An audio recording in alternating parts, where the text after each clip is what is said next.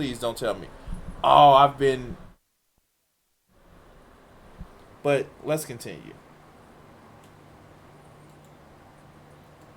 And that's actually called textual criticism. Now, this is not like a higher criticism where people are attacking the Bible. What that does is you look at the various texts and say, well, do they match? You're comparing. Yeah, that's right. That's what you're doing. And by and large, they match. I mean, yeah, you get word changes, in the sense that, well, this word is now spelt different, or But this not is more of an meaning update. changes. That's right. It doesn't change any of the theology and so forth. When you look at, say, the Old Testament text, we have old copies that go back from the Masoretes, who are very meticulous. We even have the record of how they kept track of every line of the Bible. And on top of that, we have some ancient witnesses, such as the LXX, that's called the Septuagint, which is a Greek translation of the Hebrew. And those match up actually quite well. We also have Dead Sea Scrolls. We have the Samaritan Pentateuch, which is written in Hebrew. By and large, you look at that, wow, the Bible's pretty consistent. Yeah. So he just glossed over the Dead Sea Scrolls, which I brought up. Yeah, and the thing about it is, he knows that there is inconsistency. He knows these things actually cause problems. He fucking knows it. And it's just ironic that, man, like, hold on, guys. I'm sorry. Give me a second.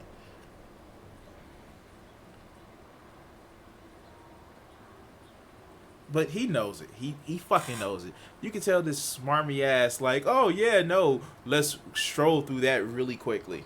But let's continue. Like I said, you're going to get the copyist glitch here and there. But by and large, we know exactly what the Old and New Testament say, and it's the same from 2,000 years ago to what it is today. In fact, the Bible is the most attested ancient work that we have. Nothing even remotely comes close. Just to give you an example, somebody said, hey, let's go look at some of Plato's writings. Do people go, well, we don't know if Plato really wrote this? They don't question it. And yet we only have a handful of copies that were done 1,000 years later of his works. It's the most corroborated book in terms of really the numbers is. of. Should people, the Wait, from what standard are you judging this shit? Early in this fucking video, you actually said that, well, this standard is this. You are not giving me a standard. You're just strolling past the fact that with standardized tests do we have? Have we checked this against the Bhagavad Gita, other holy books, or have we only tested against people who weren't revered as holy and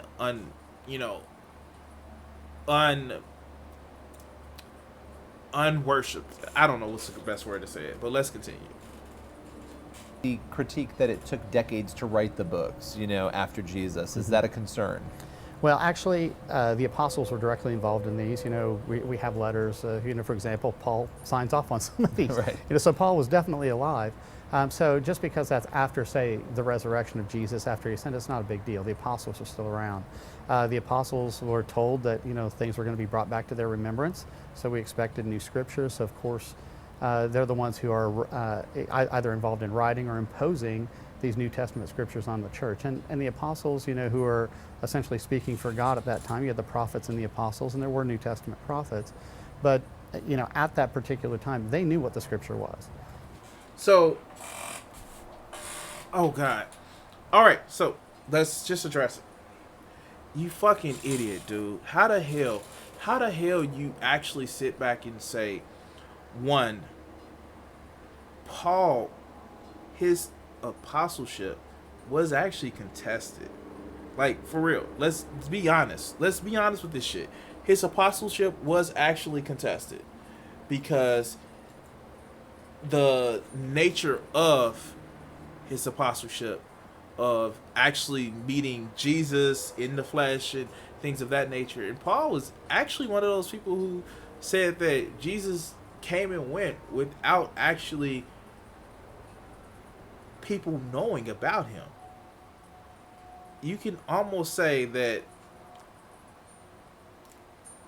Paul got all of his revelations from the scriptures, that he knew what questions, or he knew the right answers to the questions from the scriptures if he was looking directly at the scriptures. And oh yeah, let's just let's just. It's no reason why I'm talking about. I have a statue of Mithra. What does that sound like, Mithra? But let's continue. So they were imposing this on the church. Now, it might have taken a little time for different churches to realize what all of those are, but by and large, that's Same not a problem way. at Well, all. they're God also damn it. spreading the church during those That's years. right. So this critique that they didn't sit down and immediately write That's is kind of interesting. Right. To me. The church is a result of the scripture, not the Right. scripture a result of the church. And I know Right. a lot of people have made that mistake. One of the things that we've been asking people in this series is the critique that atheists will have of, well, where did God come from? So because once they're frustrated with the reality, in front of them, they'll sort of say, well, God, fine, you're saying God created all this. Well, who created God? I love when people ask that question, who created God or where did God come from? Because it goes to show they don't actually know who the God of the Bible is. Actually, infinite regress is a thing. It's holding you to the standard that you hold everybody else to. Like, for real. You're saying that the watchmaker, for a watch to be made, there needs to be a watchmaker. Well, here's the thing, jackass. By your same token, by your same judgment, you have to have an infinitely more complex being to create your God. You just can't get around that. It's just not able for you to get around. I'm sorry, dog. It just doesn't work that way. But let's continue. And the reason I say that, when you ask the question, who created God or where did God come from, those are action verbs. And what they're doing is they're assuming that time is absolute and God shows up on that timeline somewhere. That's not the God of the Bible. The God of the Bible is the creator of all things, including time. God is not bound by time. He's outside of time. He created time. So when they ask this question, who created God or where did God come from, they're asking where some sort of created God came from. Well, we're not talking about a created God. We're talking about an uncreated creator. He's the one who actually was the one who came up with time. In fact, I had a kid one time jump up in a class where I was speaking at, and he's like, well, where did God come from? And I asked him a very simple question. I said, what page of Shakespeare's book Hamlet do you find Shakespeare? And he goes, what? I mean, you could hear a pin drop in this room. And I said, yeah, what page is Shakespeare on in Hamlet? And they're like, well, he's not in the book. He's not confined to the book. He's outside of the book. He wrote it. And I said, and the God of the Bible is not bound within his creation. He is outside of it. He is not part of it. He's the one who created it. I said, so really what you did is you're asking an illogical question. No, you're giving an illogical fucking answer. And I need to steal. That's why I'm not really going for the dregs. I really want to go for the dregs. And I got about an hour or so before I actually have to get to the dregs, because I have to go pick my daughter up in the next hour and a half. So we're going to get to the dregs. But you're shifting the question. If you need a creator, if you need an author to create a book, where did that author come from? And if you're saying that God exists outside of space and time, outside of nature, then he can't affect nature. And so he's not a part of nature. Or, here's the thing, he doesn't exist in nature. You can't exist in nature and control it. And no, you have to have some influence in order to create an action. That's why, quite literally, and this is a little bit of layman science talk, the reason why the speed of light isn't the speed of the universe isn't the speed of light, it's the speeds of causality. And you have to have a cause to show an effect. If somebody is outside of causality, then they can't affect anything inside of the universe. That's why your God has to either be natural and have a creation, or not natural and not affect the universe. But let's continue. You're asking me to answer a question about an uncreated God in the sense that he was created, and that's actually fallacious. And if you know what, here's the thing. If these motherfuckers said, I don't know, instead of trying to make up some shit, then it will be a different story. But no, they have to. They depend on making up shit. And that's the fucking problem. But let's continue. What for you is the single thing that proves a creator and that proves the Bible to be true? If you could point to one thing. Well, what I would do is I would say that the Bible itself actually has the preconditions to make knowledge, truth, logic, and so forth possible. And so, in light of that, if you start with God, then you have a basis to even answer that question. So you just criticize somebody for not actually, well, starting at the end of the conclusion and then working their way back. Quite literally, that's what you're doing. You're quite literally doing this. The same thing you just criticized somebody else for. But you're too smug and self-assured that I have the right answer, or in probably the correct case, people will listen to me, versus I have the right answer, that you can't see the fucking hypocrisy that you're doing. But let's continue. If not, you don't have any basis, you have no foundation to even answer that question. Think of it this way. It's like if we have to ask this question, how do we know the Bible's true? We're assuming certain things. We're assuming that knowledge exists. We're assuming that truth exists. And we're assuming that we're made in the image of someone that can actually answer that question. You had the first two right. You literally had the first two right. However, you went on that third trip. So, yes, there can be knowledge. Yes, there can be an amalgamation. An amalgamation of a fucking put together group of facts that couldn't correlate to the truth. Those are all things that are correct, and I will give you that. But when you went on the we have to be made in the image of someone, that's where you took the bridge too fucking far, dude. That's right there. Why do you need a creator? God damn. Literally. Why do you need a creator? Why can't you stand on what you know and what you don't know? Oh, I forget. Because you're too smug and self-assured that you know the right answers. Or in what may actually really be the case, people will just listen to you. But let's continue. Okay, if we're just rearranged chemicals, everything is material, knowledge and truth don't exist. So you automatically can't even really answer that question if you're consistent. Knowledge does exist. And the big capital letter truth, it may not be. Why is that a fucking issue? Like, quite literally, why is that a fucking issue for you people? Why do you need truth? God damn, I'm not saying being an absolute cosmic nihilist, but damn it. Chaos happens. Do you really need to blame somebody for chaos happening? Which, yes, when bad shit happens, they in turn want to blame, they don't want to blame God because that may piss off their sky daddy, but they really want to blame themselves for bad shit happening where bad shit just happens. But let's continue. With it. So what I would say is step back. When we start with God, we have a basis to answer the question. That's the only reason that it's true, by starting with God and His Word. Otherwise, we don't have the preconditions necessary to even answer the question.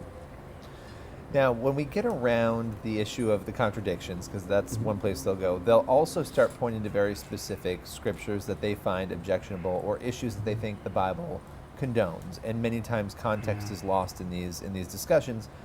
Genocide is a big area. They say the Bible condones genocide, the Canaanites, and you can go down the line. And then slavery. The Bible condones slavery. How have you responded to those sorts of critiques? Well, in a secular view, why not do those things? I mean, they need to be honest with themselves. If everything is just matter, or just rearranged chemicals, why not do genocide? Easy. Ooh, I got the answer. Because I wouldn't want the shit done to me. I fucking care about other people's... Okay, if you clip this, you clip this. I don't care about other people's well-beings. I just don't like seeing fucking human suffering. it fucking hurts me to see people fucking suffer. And if I can do something to alleviate that, that's good. It makes me feel better. To make sure that most people aren't suffering. And for the little boy that's in the chat that's watching this,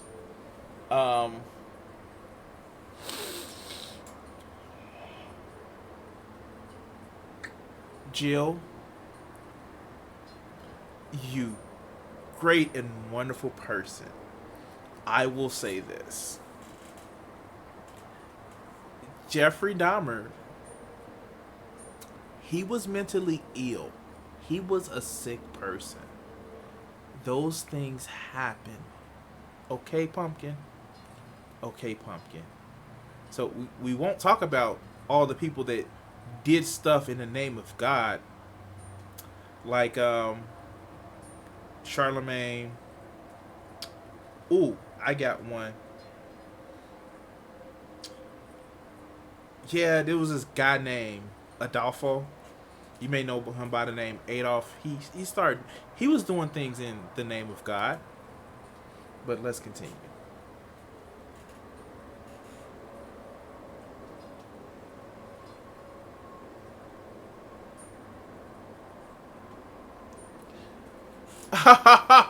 Okay, Jill. Ooh, watch this. You're right, because Christianity answers that, because God Himself says He is the creator of all good and evil. Puts a whole new twist on that God of love, right? I wonder. But let's continue. I mean, death is the hero in those worldviews. Why not do slavery? I mean, those things are wrong from a biblical viewpoint, and what it is they're not understanding the Bible properly. No, in a biblical viewpoint, you're given directions of how to do the shit.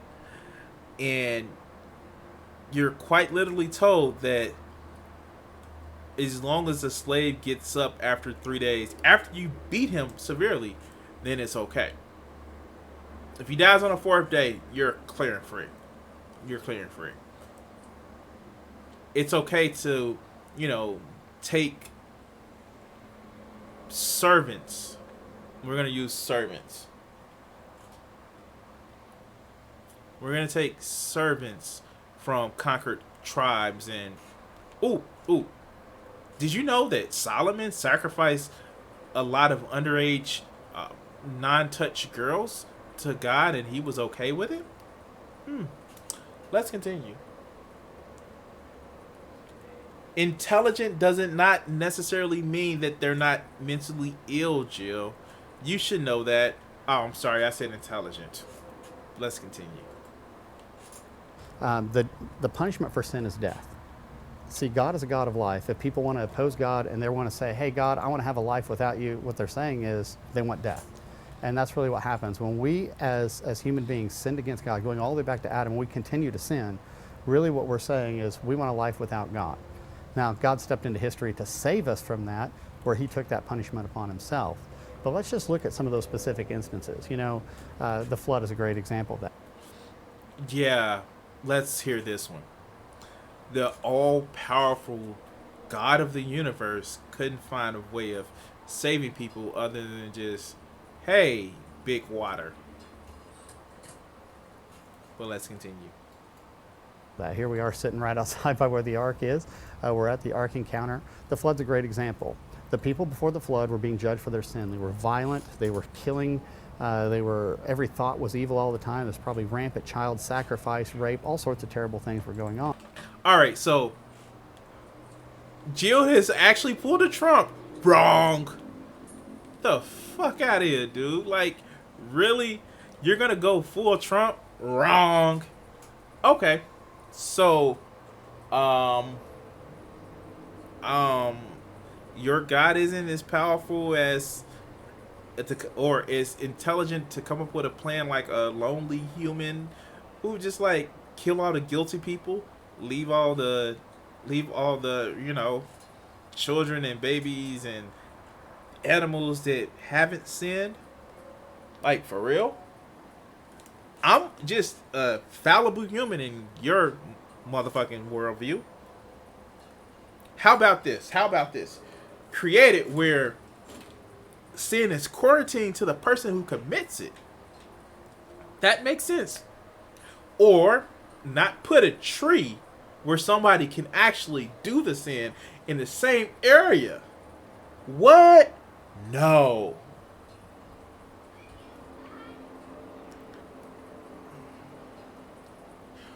Okay, so here's the thing. I will say that there are Christians, seculars, and people from all religions that are mentally ill.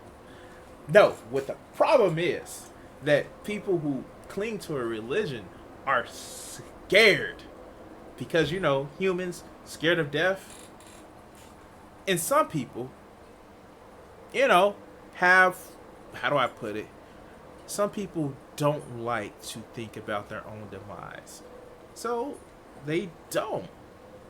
They blame something else. They try to create something else in their mind that they don't have to deal with their own demise. That's not mentally ill. That's fucking being scared.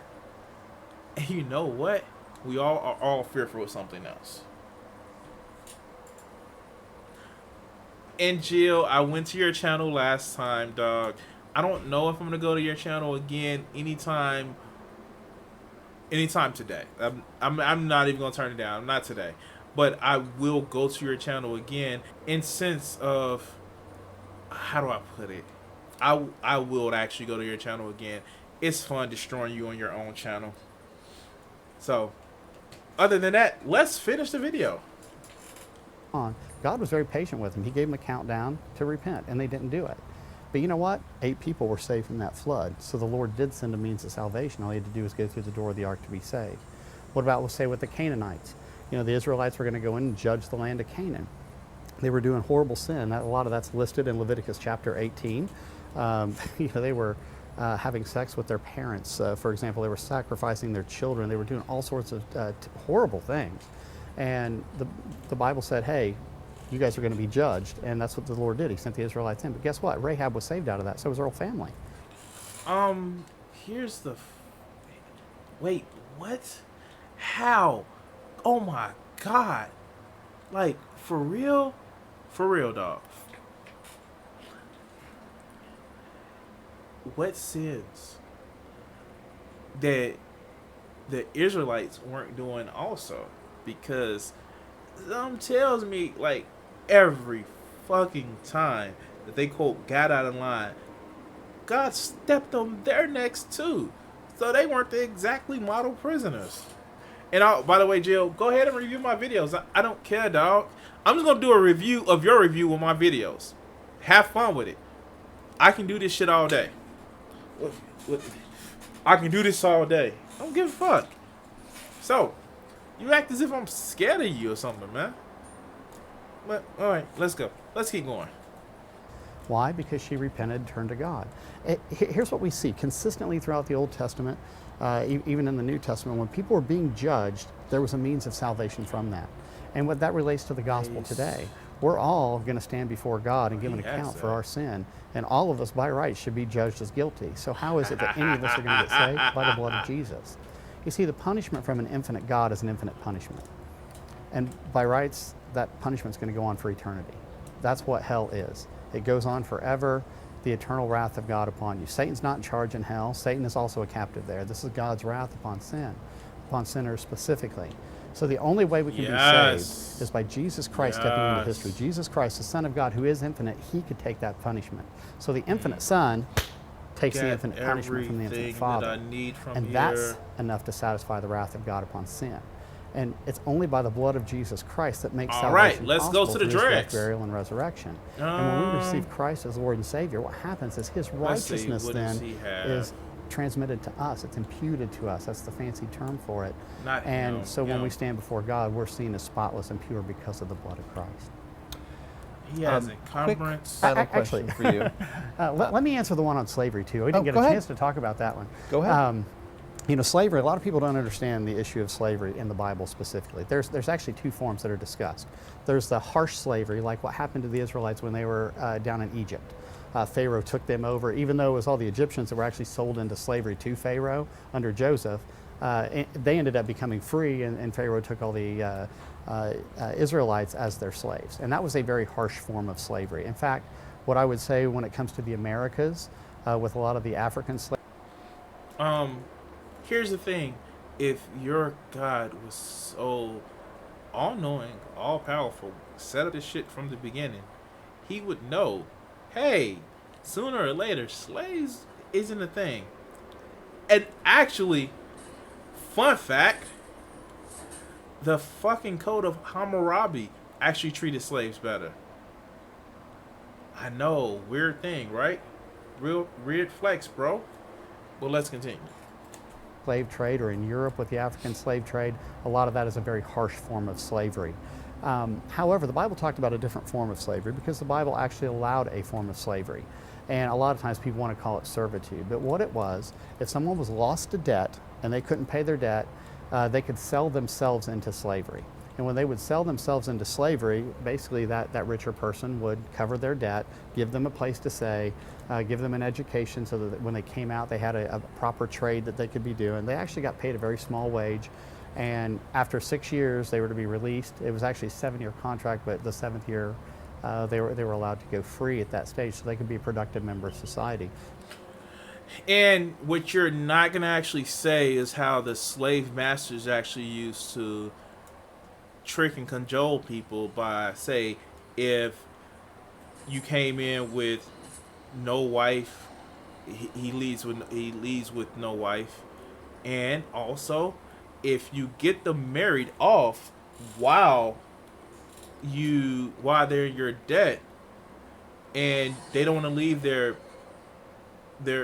wife and children, because the Bible says that a man who doesn't take care of their wife and their family is worse than an unbeliever. Yeah, you have a slave for life. But you're not going to say that. Let's continue. That's actually a brilliant thing. It's actually better than bankruptcy if you think about it. But that's really what it was. It was actually a voluntary thing. Now, there were issues, with regards to war and that sort of thing too. But that type of... Oh, like the forced marriage of young girls who never actually seen a man. I wonder what they call that. Let's continue. Slavery is much different than what we saw in the Americas. In fact, slavery is wrong because the Bible actually forbids it. You're not allowed to go kidnap someone. In the Old Testament, if you kidnap someone to be your slave, that was actually an offense punishable by death. You see, so... Except for in war, right? Except for in war. Because quite literally, they would kidnap people.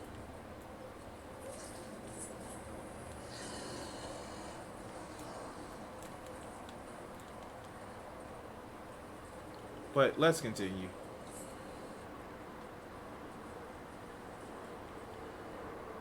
Okay. So I guess he's stuck.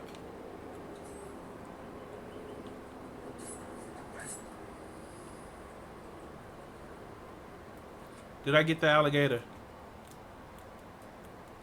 No, I didn't get the alligator. Fuck. I wanted that damn alligator. Alright, where's my thrall? At least I know where to get the alligators from. Oh shit. Terror alert. Oh, she's kicking his ass.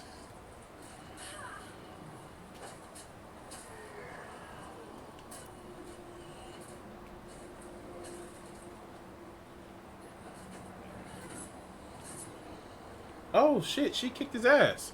Oh shit, let's wait up here for a second. A lot of people confuse what is biblical slavery versus the harsh slavery. Christians, and from a Christian viewpoint, the harsh slavery is definitely wrong. Well, you have numerous examples. You have the Hebrews being delivered from slavery All right, hundreds of let's just years. drop You this have shit. Philemon and the instructions of how to treat fucking hate the this. enslaved there. Right. So there's a lot of other examples that do not fit the narrative Right. that they framed around this. Right, and now think of this too, with regards to, all of us, we're seen as All either right, slaves come of on. sin or slaves of Christ. And I think there's a really neat analogy between those two, because Let's right see now what's in we're here. all slaves to sin. We're all slaves to our desire. We're slave to that, and that's leading to death. That's a horrible form, and yet the yoke of Christ is light. So it's really neat. No, fuck no, hell the fuck no, bullshit. The whole take up your cross and follow me, the whole thing about you still suffer in this life, this is bullshit. This is one step from prosperity fucking preachers. This is bullshit. And he knows it's bullshit. And I can't believe that he's actually going to sit back and say this bullshit. What the hell, man? I don't get it. Like, why do you have to fucking lie? Do you feel that you have to lie? Oh, God. Like, I can't have you dying on me. Okay, let's look at her. Let's wait a while for her to come back to health. And I got another video, guys. When you become a slave of Christ, really what you're saying is, I'm going to trust in the perfect master instead of these horrible, terrible masters. Listen, we really appreciate you coming down today to talk to us about all this important content. So, yeah, I'm going to trust the perfect master. In other words, I'm still somebody's slave. Why would you want to be somebody's slave? Why would you want to listen to somebody who actively reflects that they don't care about you? I'm going to leave this video in the description, and I think I'm going to move on to another video. Hold on, guys. Let's see what I can actually pull up. Okay, I don't feel like being all, great and wholesome today. Let's go to some other videos that I may have some other videos and watch later.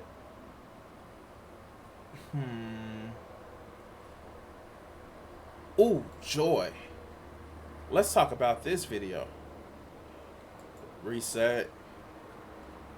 All right. Yes, it's all for now. All your wrongs will be redressed. Yes, it's all. All right, let's start right here. All right, so let's let me earn my social justice cred. Obviously, I really think that I'm a fucking idiot and not like watching or doing a lot of other good shit. I don't know. It's just maybe just me. Maybe I have a diverse thing of what I like to look at and all that other good shit, which is actually fine. But come on, die, motherfucker. Okay, so yeah. Why do I have that out? So, we're going to be actually... This is actually going to be a fun one. I don't disagree with this guy's video. I just... God knows I can't quote-unquote call it signal boosting. Because... Obviously, there's a lot more... There's a lot more videos done by this guy than what I'm able to do. Like a lot more, I guess. He has just a lot more traffic. Fuck it. Best way to say it. What the fuck? Oh. I thought it was something that I should be worried about. Are you healthy? All right, you almost healthy, chick. Let's watch this video. So, let's go. Yes, it's all for now. All your wrongs will be redressed. Yes, it's all for now. Someone's got to be oppressed. Yes, it's all for the best. All right. So, say for the sake of argument, you've got this friend. You know, that one friend, you were buddies in high school but don't really see each other anymore except online, and you used to argue about politics for fun when you were teenagers, but as you've gotten older, you've drifted further left and he's gone sharply right, and your arguments don't feel so frivolous anymore. all right, so point number one. Yeah, we all have these friends who may have drank the Flavor Aid It's a real reference. Look it up. But do that mean we ostracize them now? I don't know. Let's continue. Maybe you've agreed that it's better for your friendship to stop getting into it with each other, but you've just posted on Facebook about how college in America should be free and all student loans forgiven. And your friend has left a comment he's not supposed to leave. And you're not supposed to respond, but you really want to respond. So after a moment's hesitation, you shoot him a DM. Alright, so I get into Facebook arguments all the time with not close friends, but just people that I'm in groups with. It's fucking fun. And I hate to be that troll, and I'm not actually being trolled. This comes from a sincere place. It is coming from a place like, hey, I'm not going along with the groupthink here, and maybe we should have a different opinion of looking at things. And I'm just going to run through the camps because I need to get to the dregs. I got about an hour left, so let's go. Why do you care how we'd afford free tuition? Wars are a lot more expensive than education, but you never seem to care how we pay for those. We just go into debt and you're fine with it. Anyway, aren't you the party that says deficits don't matter? Yeah, but you're Democrats. You're not going to run a deficit, you're going to raise taxes, aren't you? Taxes are generally how governments pay for things. Spoken like a... Yeah. So, that's the thing. That's something that fucking happens. There we go. Thank you. Ooh, alright. We're in. Yay. And it's actually funny when you hear people talk like this. It's fucking hilarious because, quite literally, you will get a Republican in office and say, deficits doesn't matter. Hence, the fucking idiot in the... Oh, shit. In the White House now that ran deficits because reasons. And tax cuts pay for themselves when they don't. And they cause more harm than fucking good. But hey, you'll believe anything.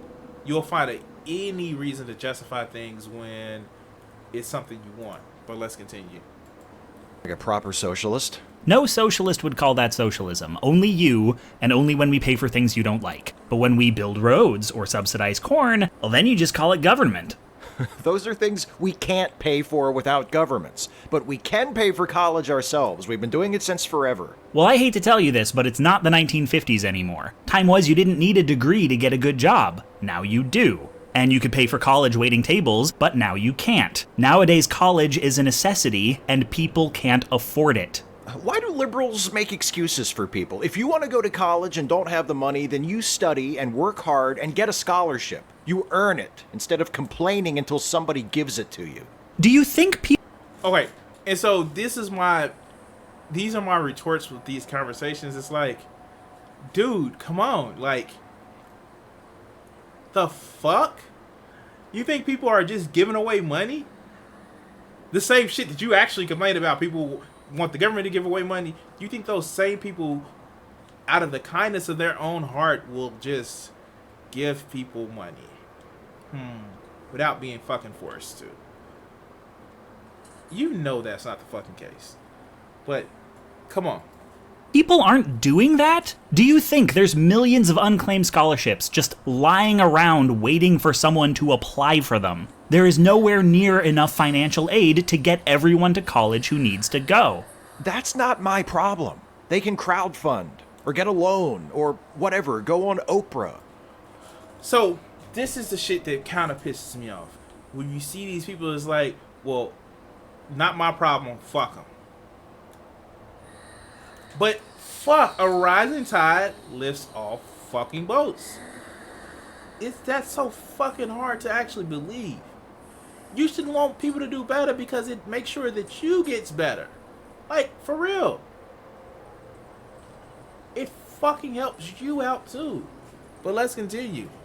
The government doesn't owe you an education on my dime. It's not gonna be your dime. You don't make that much. No one's talking about raising your taxes. If some billionaire you'll never meet gets taxed to put some kid you'll never meet through school, why should you even care? If somebody robs a bank that isn't my bank, I'm still opposed to robbery. I have a problem with taking money someone earned to give someone a degree they aren't owed. Why is what happens to poor people not your problem, but what happens to rich people is? You think you're going to be rich someday? Oh, please, you're the one who thinks they're going to be rich. I assure you I do not. But then he says something that blows your mind a little bit. And this is why I like this video. I've watched it once before. This is why I like this video. This shit right here. Let's go. Something that makes you think you've been going about this the wrong way. Something that makes all the seeming contradictions of Republican thought maybe make some kind of sense. He says, Yes, you do. Democrats think they're going to take the money from billionaires and spread it around. Give it to a bunch of poor people so they can go to college, and everyone gets a degree, and everyone gets a good job, and healthcare is free, and minimum wage is $80 an hour, and everyone's saving lots of money. So what then? Everyone's rich. Everyone works in tech, everyone moves to New York and California, and nobody's a billionaire, and nobody's broke, and everyone's great at their job because all they needed was the right opportunity, and no one's better than anyone at anything. It's a fantasy, and we shouldn't have to pay you to LARP it. You think you can make everyone the same, but you can't. There's always a bigger fish. All right, so this is a critique that you hear from a lot of people when they're actually talking about socialism. They think that, you know, people are trying to make everybody have the same equality of outcome. And I will agree. It definitely sounds like this in a lot of cases. It does. And whereas I've seen it, I was watching a video earlier today where it was, and I may actually do a review of it.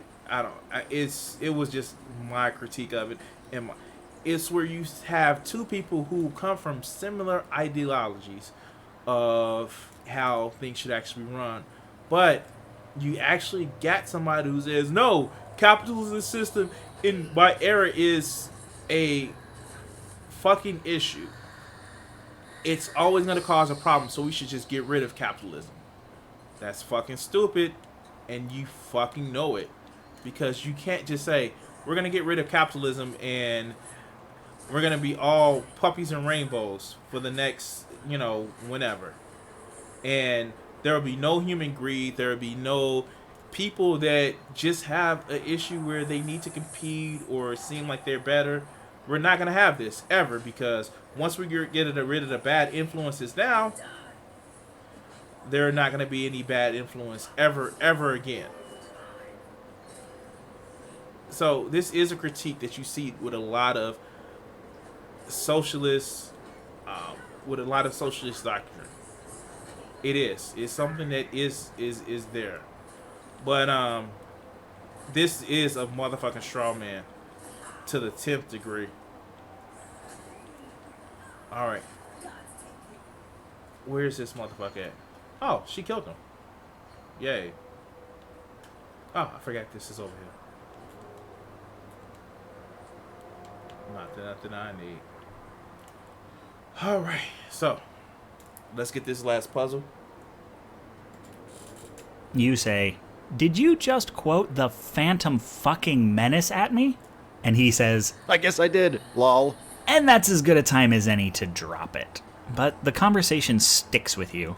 See, when you talk to your conservative friend, you operate as though you have the same base assumptions. Belief in democracy, do unto others, etc., etc. If you didn't believe your friend shared these assumptions, you'd basically be calling him a fascist or a sadist. And you conclude that if you believe in democracy, you must believe in equality. And if you believe in equality, you must believe in equal access to education. And must conclude that governments should help pay tuition. And so you give your friend the benefit of the doubt that if he doesn't understand this very simple logical progression, he either hasn't had it properly explained to him, or has at some point been lied to. Because no one could believe in all citizens are equal and always a bigger fish at the same time.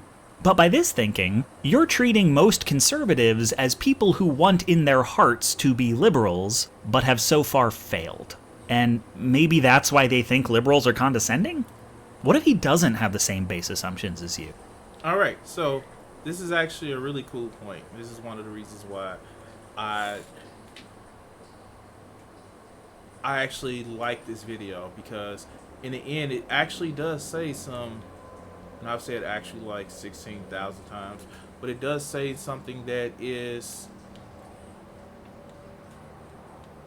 pretty telling, because what it actually does say is that some people just have a different way of looking at things than what you do. They do. And this is probably one of the main reasons why we see such a divide. I think they did a study where they said people that are progressive looks at things one way versus people who are conservatives. This is so fucking true. It's unbelievably simple how true this shit is.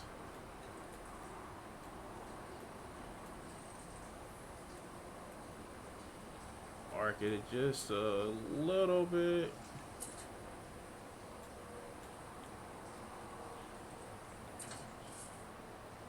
There we go. Hopefully I can get some of this fucking meat up here. But let's continue. Or what if he does, but he has other assumptions you aren't aware of that lead him to different conclusions? He is often misinformed, but what if that isn't the problem? What if he actually believes something else? We've been circling around this one for a while. We've talked about what liberals believe, we've talked about what fascists believe, we've talked about what nihilists believe, or rather what they don't believe, or rather why they aren't actually nihilists. But this is a tough one. What do conservatives believe? Oh god, I'm gonna get yelled at so much for this one. The United States, like much of the Western world, is a capitalist democracy. That's what we're raised in, that's what seems normal to us. And in our normal lives, democracy and capitalism seem to coexist easily. Voting doesn't feel like a violation of capitalism, buying a bagel doesn't feel like a violation of democracy.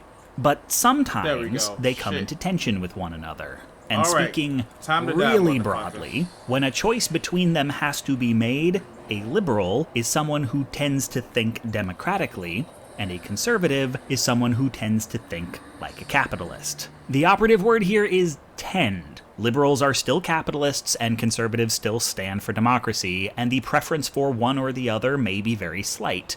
Nevertheless, which way a person leans reveals their priorities. The democratic framework, or at least a democratic framework, is one citizen, one vote. No matter who you are born with certain or possibly unalienable rights, and any system that doesn't guarantee you those rights is a tyranny. Freedom, agency, and a hand in the strictures that govern you, everyone is entitled to these things. It's an egalitarian mindset. People gain power by electoral process, i.e., when it is granted to them by the masses, with whom the true power resides, and whom the Constitution guarantees the right to take that power away from an electee.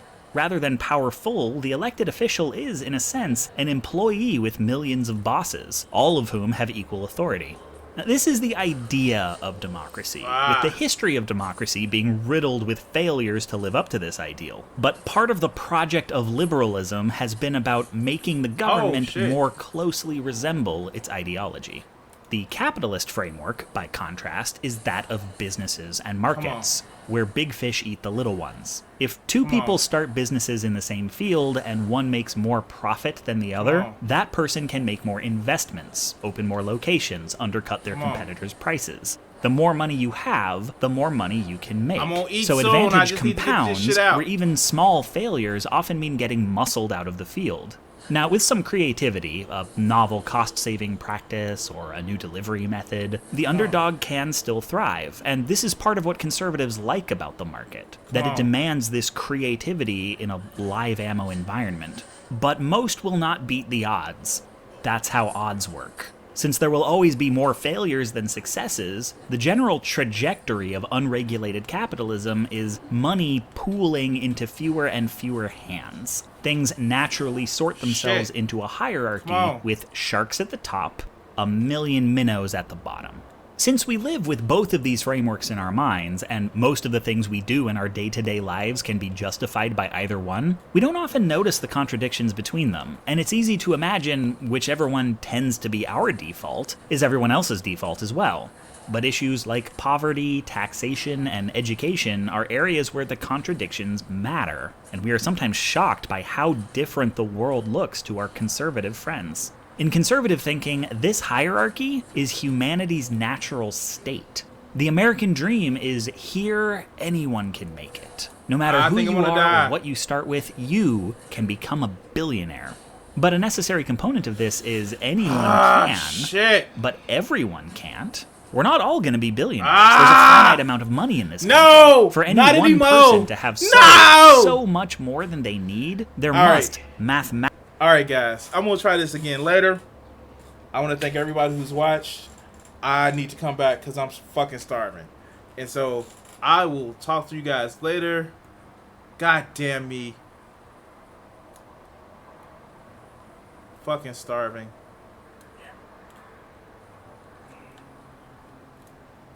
Ah!